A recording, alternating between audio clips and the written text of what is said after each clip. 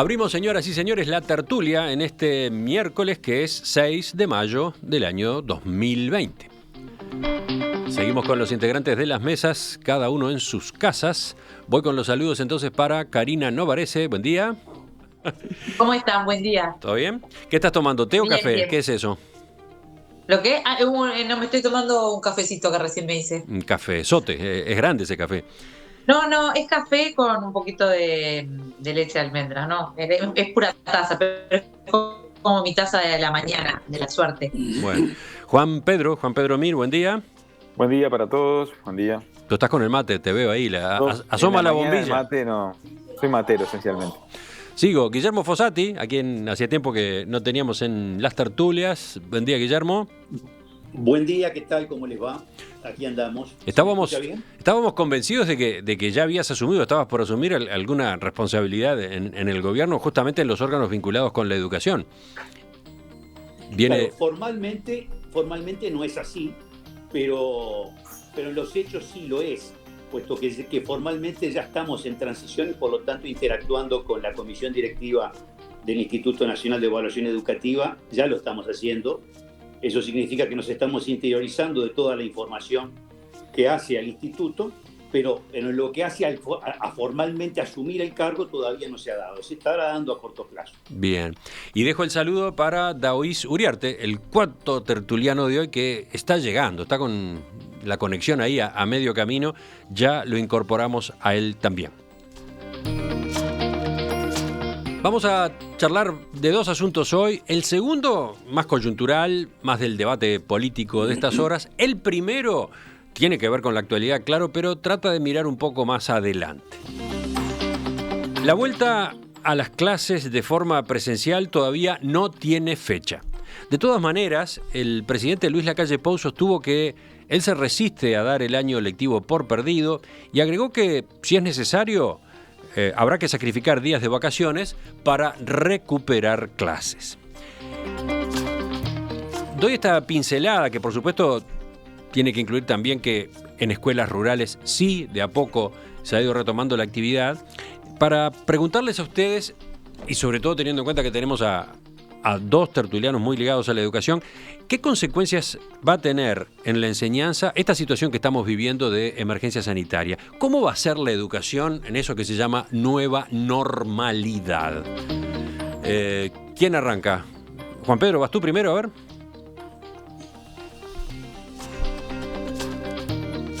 Bueno, Sí. Primero que nada me parece fantástico que se aborde este tema y uno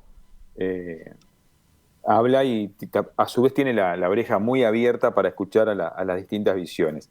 Yo creo que más allá del tema específico de cuándo empiezan las clases, de cómo empiezan, que es de una complejidad institucional muy grande, porque no es lo mismo una institución educativa con 30, 40 niños en una zona rural que una escuela en una zona metropolitana con 500 niños, 600 niños, con una institución educativa a veces que incluyen en algunas instituciones, como en la que yo trabajo, que incluyen desde inicial 2 años hasta bachilleres.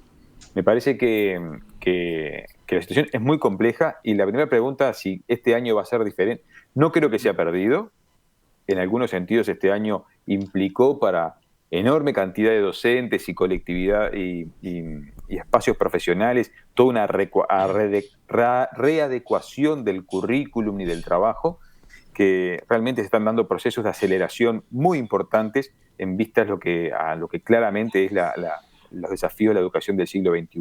Sí, más sí. Tecnología, más combinación de plataformas, sí. Está desarrollándose un gran taller, ¿no? Un gigantesco taller de educación a distancia. Es fantástico y sin duda una de las líneas del siglo de acá en adelante es que vamos a combinar por distintas instancias la combinación de lo presencial con lo virtual. Eso, para aquellos que quieran sostener un trabajo profesional, un trabajo sistemático, eso me parece que es una oportunidad fantástica. Para ti es un hecho que se va a un modelo donde va a haber una combinación más clara, más fuerte de las dos modalidades. Sí.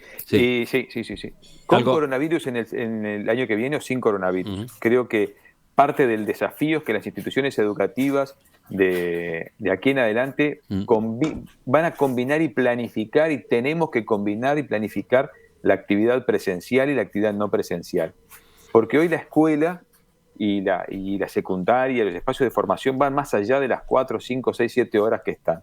Una buena institución educativa tiene propuestas en plataformas, propuestas que pueden ser abordadas por los niños y las familias más allá de las 4 o 5 horas que están, propuestas lúdicas. Las escuelas y las instituciones educativas tienden a ser cada día más curadores de contenidos educativos que meramente enseñadores de contenidos educativos. Ese efecto de acompañar a las familias y ese efecto de seleccionar qué proyecto de vida acompañamos, qué proyecto cultural acompañamos, qué decimos en un medio, en un mundo donde lo que sobran son oportunidades de escuchar determinados mensajes, pero la escuela, su presencia, su profesionalidad, su compromiso afectivo con las comunidades y con los niños tiene algo para decir y para seleccionar. Puede ser, un niño puede estar trabajando en una actividad escolar un domingo en la mañana, un domingo en la tarde. Esa actividad escolar no necesariamente es una actividad repetitiva, una actividad de, entre comillas, los deberes, que hasta la carga de la palabra lo tiene. Si tú me permitís brevemente... Sí, a ver, dije, porque para así damos paso a los demás. Un titular más, dale.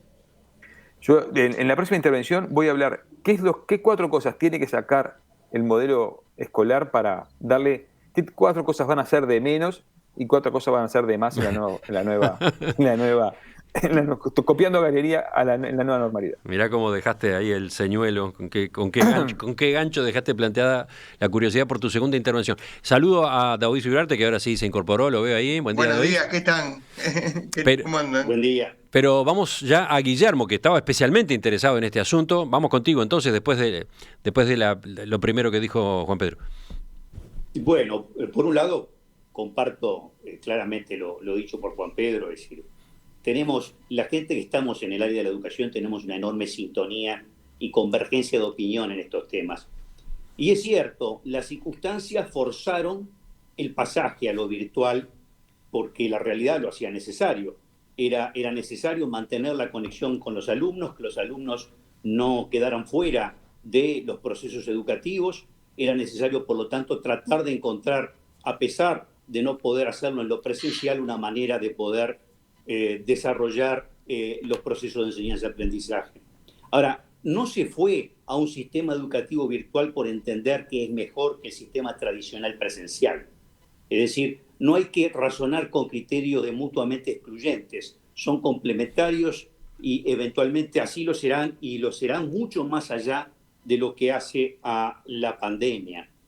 En el pasaje a la normalidad también hay que entender que tenemos una fase de transición que se va a estar dando por etapas, porque vamos a salir gradualmente y monitoreando sobre la marcha el impacto de este virus.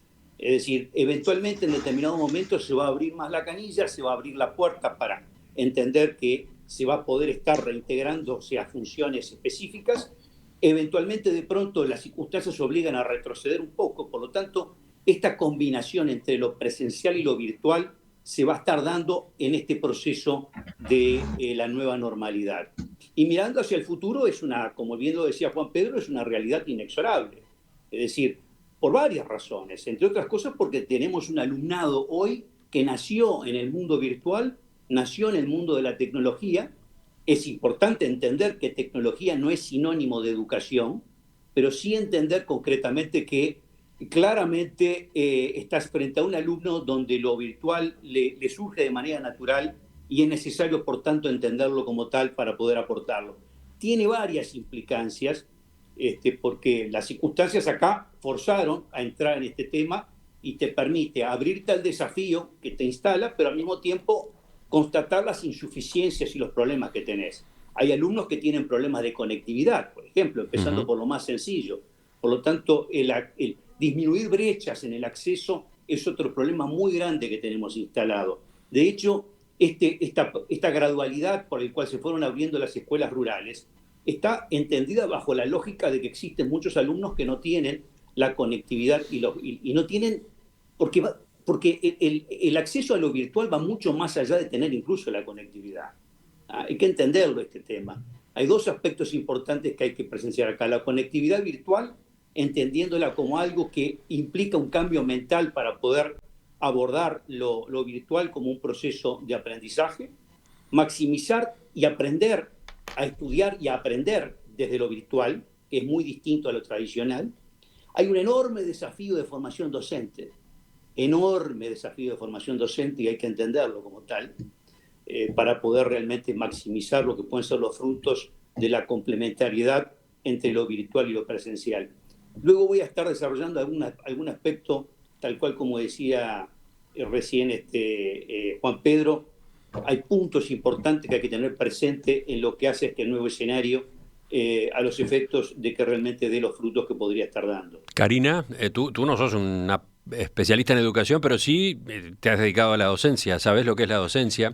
Bueno, y estás muy metida con las tecnologías, entonces. Bueno, sí, me he dedicado a la docencia y tengo en este momento a 2 conejillos de India en casa que están estudiando full time, una a nivel universitario y otro a nivel secundario. Tú también sos Entonces, conejilla de Indias, tú sos conejilla de Indias como madre de alumnos que teleestudian. Exacto.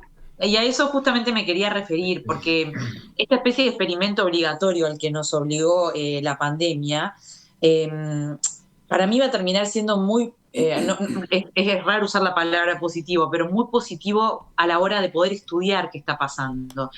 Y ahí yo hago un llamado, ya que hay ahora autoridades entre nuestra tertulia, pero sino a las autoridades en general, para que todo lo que esté pasando ahora se mida lo mejor posible. Creo que tenemos un escenario irrepetible para poder estudiar qué está pasando, para bien y para mal, para ver qué funcionó, qué no funcionó. Lo que sí estamos viendo es que para mí lo que se va a sentar es un cambio de paradigma que ya había comenzado a cambiar, que es el de el docente como, no lo digo negativamente, pero como el Dios todopoderoso que tiene que decidir todo lo que se estudia y lo que se dice. Esto no es culpa del docente, esto es culpa de la sociedad en la que vivimos. Los propios padres pedíamos eso, los chiquilines esperaban eso. Y esa, creo que lo saben los expertos y lo han dicho, esa no es la forma de aprender hoy en día. La forma de aprender no es solamente te cuento cómo es esta historia y vos te la aprendes de memoria. Hace mucho que se viene discutiendo eso y sin embargo no ha cambiado radicalmente la forma en que se aprende ni en que se enseña.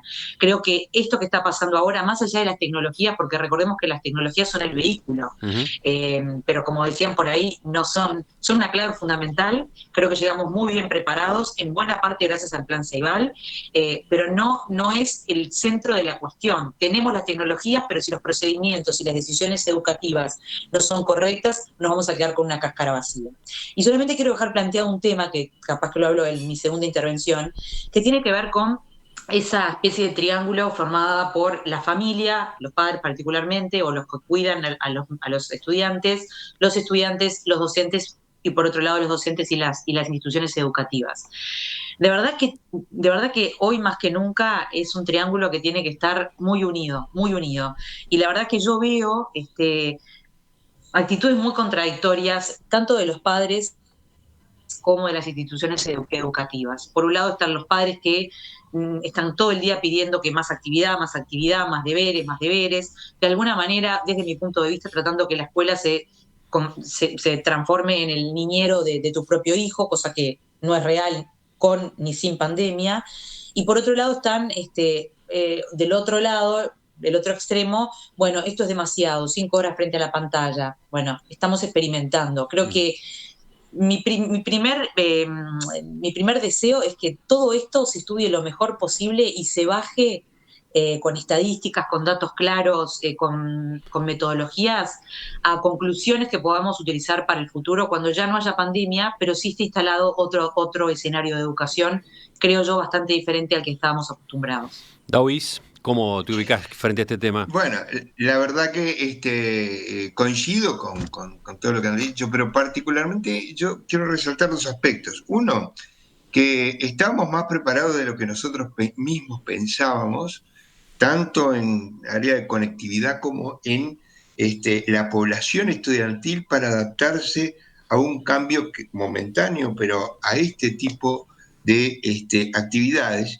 Y yo lo he vivido, tanto lo he vivido con mis nietos que son chiquitos, que uno va al jardín, otro va a la escuela, inclusive el del jardín tiene deberes para conectarse, y también en particular con mis propios alumnos y mis compañeros de facultad, porque la educación hoy no solo está funcionando, digamos, en el tema alumno-aula, sino también, digamos, las reuniones de docentes, etcétera, los institutos de investigación están funcionando así.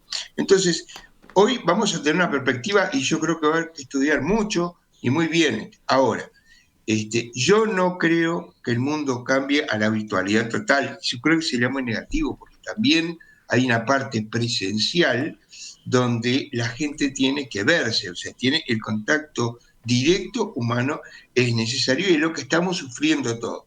Creo que lo que sí vamos a pasar a un nivel educativo donde se va a poder alternar lo presencial con lo digital, con una forma más normal. La verdad, yo como docente me costaba muchísimo dar clases.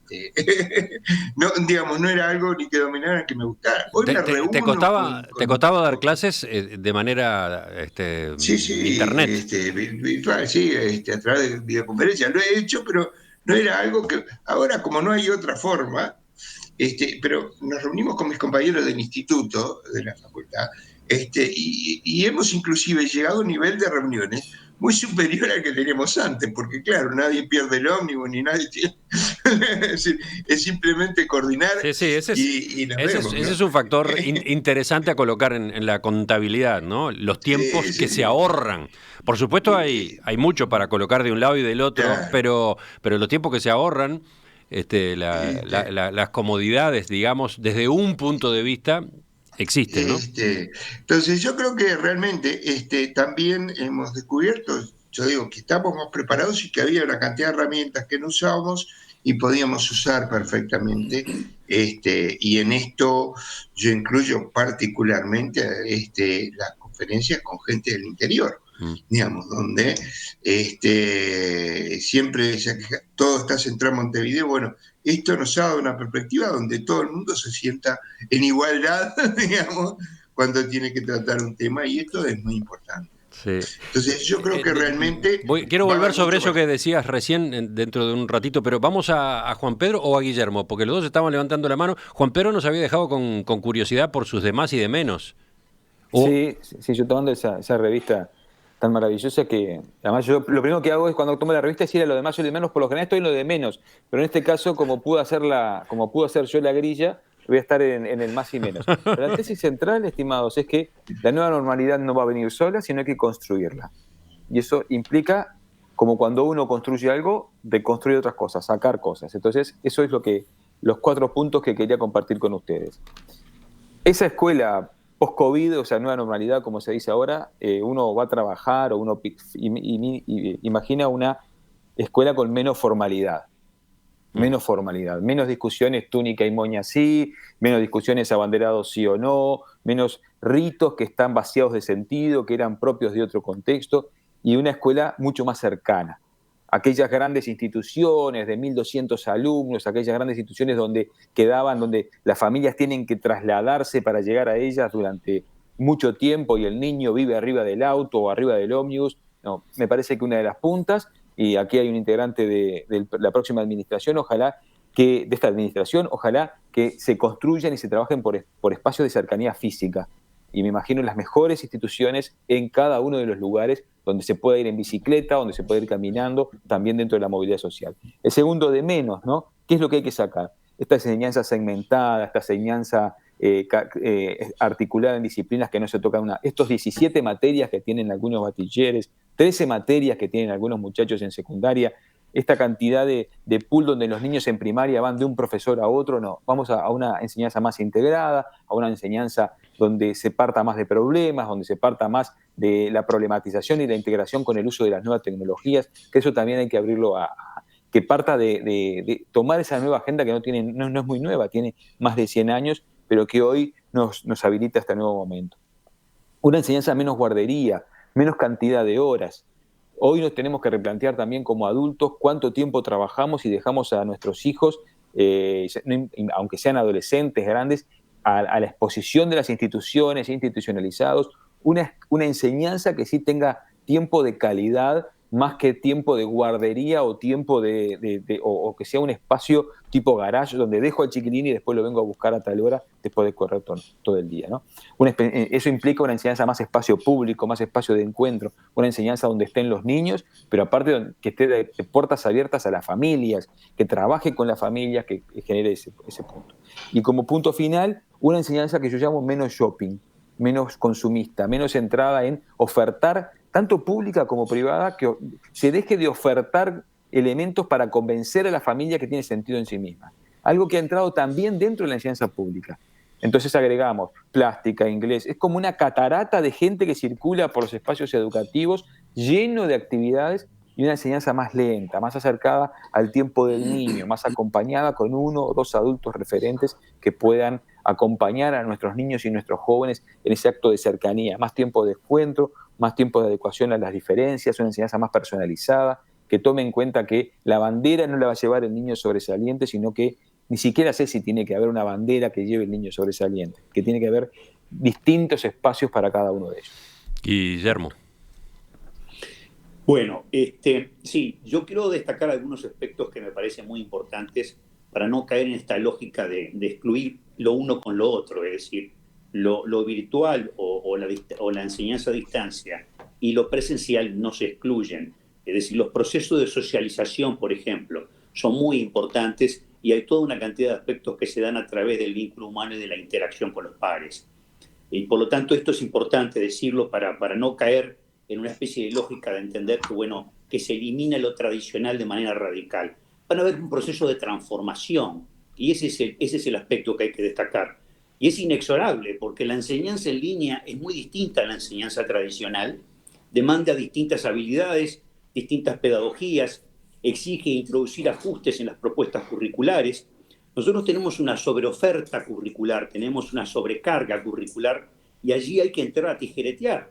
Y de hecho, cuando vamos pensando en el pasaje a esta nueva normalidad y en lo que hace a rescatar el año y no dándolo por perdido, hay que entender concretamente que hay una cantidad de contenidos que no tienen igual jerarquía que otros, eventualmente en lo que significa ser prerequisito para el año siguiente.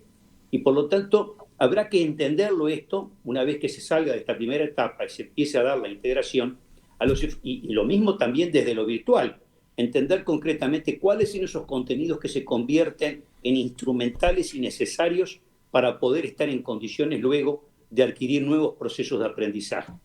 Ese es un primer aspecto. Es obvio que van a haber una cantidad de cambios, es decir, no es un año igual. Habrá que ver qué tipo de impacto tiene. Esto no lo podemos saber, porque tampoco sabemos claramente, porque vivimos y estamos instalados en la incertidumbre. No sabemos claramente cómo va a seguir transitando la realidad de este virus.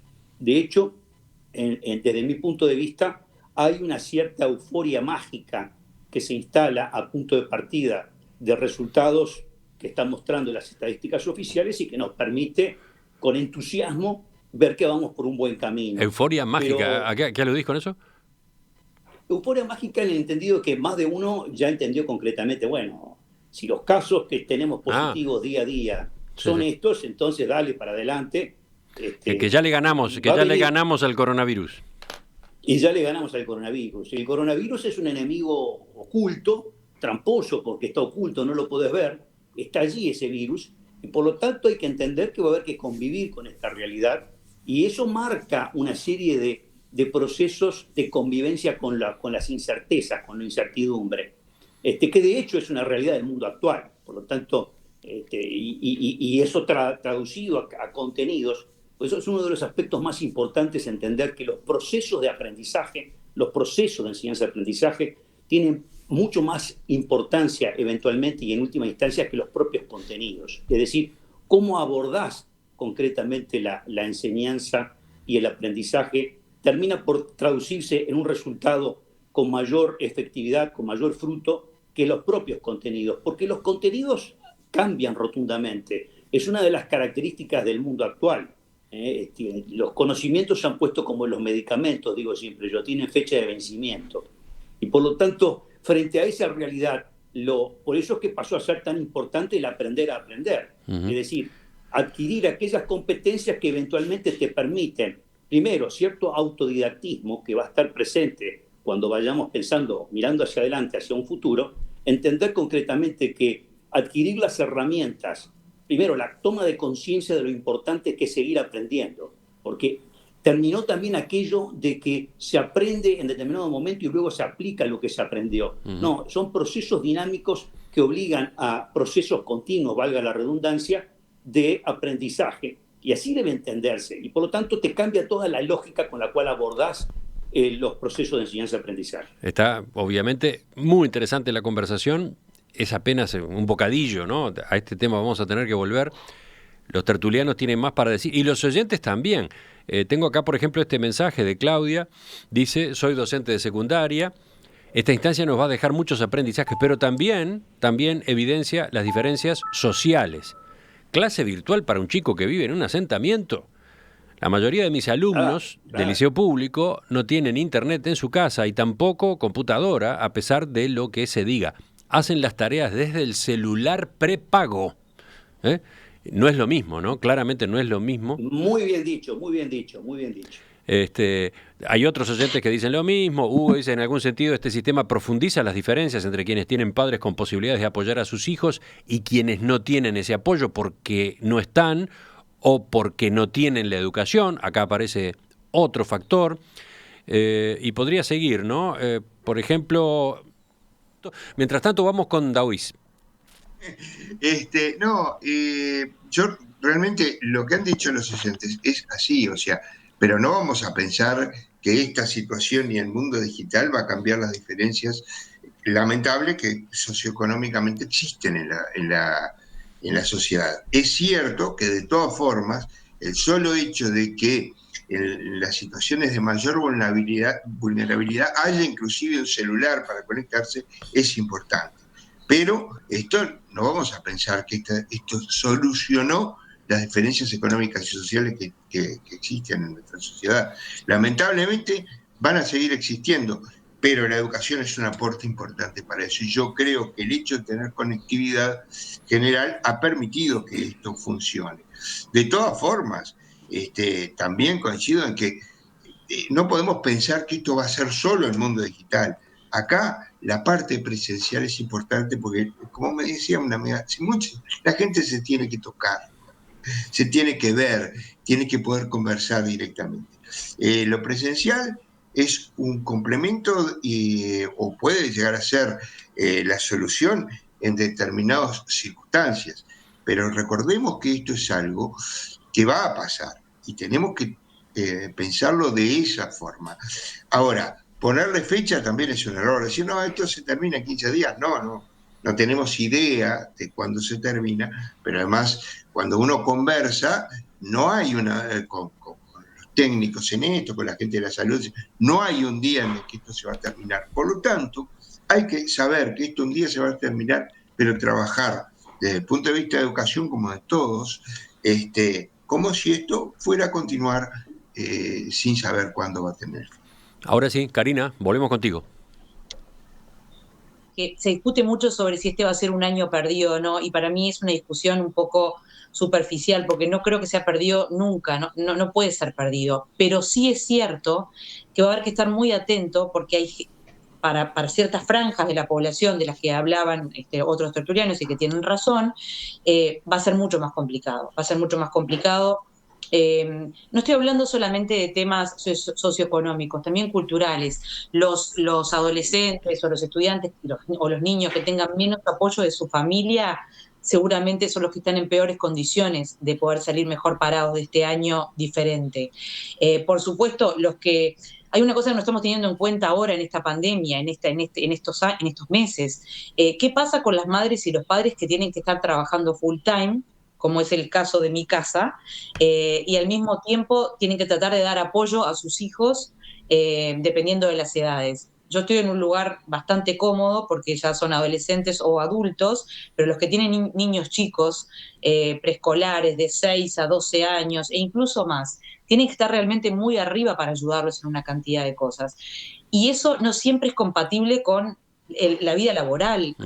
la verdad no quiero en este caso hacer una reivindicación feminista, pero sabemos que las mujeres están particularmente sobrecargadas, trabajando full time, encargándose de la casa y además teniendo mucho más trabajo en la educación de sus hijos, en la educación formal, a eso me refiero. Creo que eso sí va a dejar consecuencias que hay que tener en cuenta y no solamente desde lo educativo, sino también desde lo psicológico, o sea que hay que abordarlo más desde el punto de vista multidisciplinario. O sea que no es un año perdido, creo que hay que tener mucho cuidado con las particularidades, va a haber grupos de población que la van a pasar muy complicado en esto de educación y que pueden tener con sus consecuencias negativas para lo que resta de este año y para el año que viene. Eh, pero bueno, los que logren estudiar en estas condiciones yo creo que van a salir fortalecidos. Si dará para más el tema. Yo estaba pensando en agregar algo, pero aparece un mensaje, el de Clotilde, que tengo acá a la vista, que va por ese lado. Justamente entonces tomo como base ese aporte, porque estamos hablando, como ustedes decían recién, de ventajas y de inconvenientes, de desafíos. Por ejemplo, ¿qué pasa con quienes viven en determinadas condiciones socioeconómicas en las cuales la participación a esa distancia se complejiza o se vuelve muy difícil por el entorno familiar, por el acceso a tecnología, por la propia condición de la vivienda, bueno, pero al mismo tiempo están las posibilidades que se abren. Y acá me llama la atención este mensaje porque dice: ¿cuán igualitario será para los jóvenes del interior el futuro de la educación? Ya no morirán en la capital. ¿Cuántos más podrán estudiar ahora? ¿Cuán inclusivo será el futuro de la educación? Y realmente acá se abren caminos de lo más estimulante para pensar, ¿no? Se terminan, de hecho, si se va a ese sistema mixto del que ustedes venían hablando, de presencial y a distancia, se terminan las fronteras, ¿no? Dentro de Montevideo, entre Montevideo y el interior, y entre el Uruguay y el exterior también, ¿no? Entre el Uruguay y el exterior. Hoy ya hay experiencias, ¿no? Hay profesores de inglés, por ejemplo, que están dando clases por los sistemas del Plan Ceibal y que están en otros países. Pero cuánto más estalla ahora como alternativas, ¿no?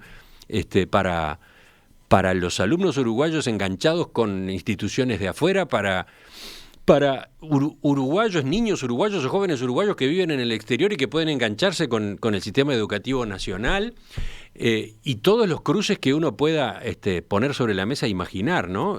A ver, una palabra nada más, una palabra de Juan Pedro y de Guillermo, que son los más vinculados al tema sobre esto.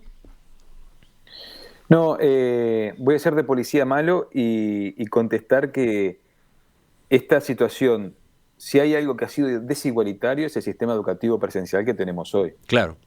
1 de cada 9 pobres Sí. son los que terminan secundario. Uh-huh. Y los niveles de aprendizaje de los sectores más desfavorecidos llegan a niveles africanos. Entonces, y lo puede, y Guillermo, que vas a trabajar en el INED, seguramente lo tiene mucho más claro que yo.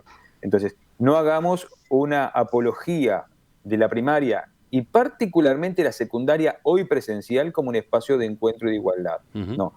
Este sistema presencial que tenemos hasta hoy lo que hace es reproducir en forma casi fotocopial, estoy inventando una palabra, en forma casi fotocopial las desigualdades que existen. Bien. Capaz que se habilita una instancia nueva. ¿Y Guillermo?